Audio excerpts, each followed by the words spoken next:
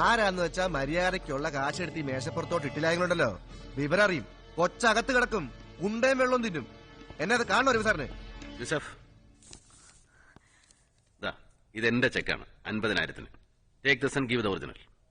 Okay, 50,000 check. പിന്നെ ബാക്കിയോ? ബാക്കി ഞാനൊരു കത്ത് തരും, പോയി കളക്ട് ചെയ്താൽ മതി. കത്തോ?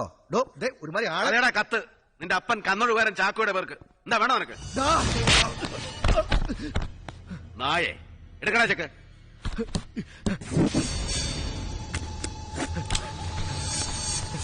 അന്നെങ്കിൽ പോരുത്, ചുട്ടുകളയുന്നുണ്ട് ഞാൻ.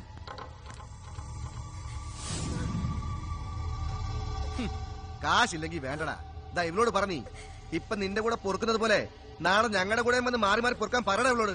മൊത്തത്തിലങ്ങ് എഴുതി തള്ളിത്തരാൻ ഞാൻ സകല കടവും. അടുക്കരുത്, അടുക്കരുത്,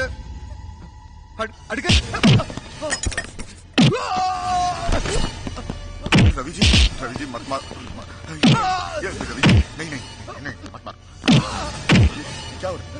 നായിന്റെ മോനെ, ഈ നിൽക്കുന്ന കിഴട്ട് മാർവാടിക്ക് പ്രായം തികയാത്ത സ്വന്തം പെങ്ങന്മാരുടെയും പെമ്പർനോത്തിന്റെയും പാവാട ചരടച്ചു കൊടുത്തിട്ട് 4 ചക്രം ഉണ്ടായപ്പോ നിനക്ക് ഏത് പെണ്ണിന്റെ മുഖത്ത് നോക്കി വില പറയണം, ഏത് പെണ്ണിനെയും കൂടെ പൊറപ്പിക്കണം.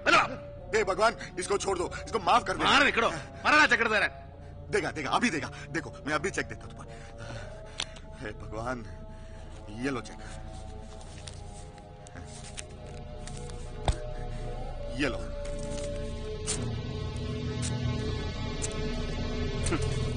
അവിടെ കിടപ്പണ എന്റെ ചെക്ക് ഫോർ 50,000.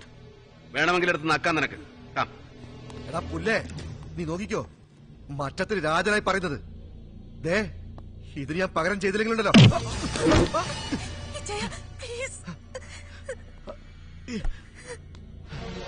അവന്റെ മറ്റടുത്ത രാജനെംകോ, അവന്റെ പെർഫ്യൂംസ്, അവന്റെ സെൽഫോൺ, അവന്റെ അപ്പന്റെ ഗോൾഡ് സൂക്ക്, ഒരൊറ്റ ചവിട്ടിന് നിന്നെ ഇവിടെ അങ്ങ് തീർത്ത് കളഞ്ഞാലുണ്ടല്ലോ. നിന്റെ അച്ഛയുടെ കിടക്കപ്പായവരെ നീ തീരെഴുതി കൊടുത്തിരിക്കുന്ന ഈ കിഴട്ട് പന്നിയെ പോലും കിട്ടില്ല എനിക്കെതിരെ സാക്ഷി പറയാൻ. പറയടാ, പകരം ചോദിക്കണോ നിനക്ക്? വേണ്ട, നോ പ്ലീസ്. മറ്റത്തിലെ രായൻ.